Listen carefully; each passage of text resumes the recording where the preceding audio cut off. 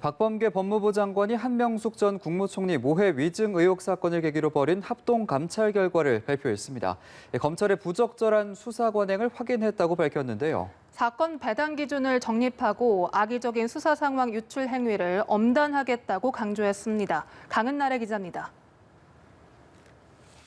법무부와 대검이 검찰 수사 관행 개선을 위한 합동 감찰을 넉 달 만에 마무리했습니다.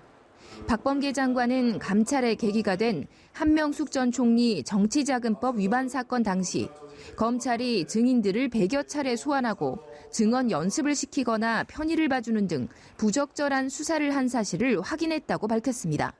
참고인에 대한 증언 연습은 면담 과정에서 부당한 인간관계를 형성하거나 참고인을 상대로 회유하는 등의 방법으로 증언을 오염시킬 수 있습니다.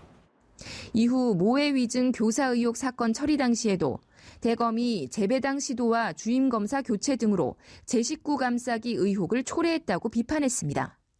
이에 사건 배당과 수사팀 구성의 기준과 원칙을 마련하고 증인 사전 면담은 최소화하되 그 내용을 기록 보존하도록 하겠다는 대책을 내놨습니다. 특히 한 전 총리 관련 사건을 논의한 대검 부장회의 내용이 회의 종료 45분 만에 일부 보도된 점을 문제로 들어 피의 사실 공표 관련 규정을 강화하겠다고 강조했습니다. 최근 김학의 불법 출금 의혹과 월성 원전 사건 등의 보도 다수도 수사 상황 유출로 추정된다고 지적했습니다.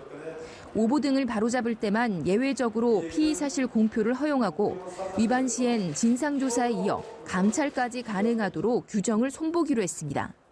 악의적 수사 상황 유출 행위는 반드시 차단해 엄단하겠습니다.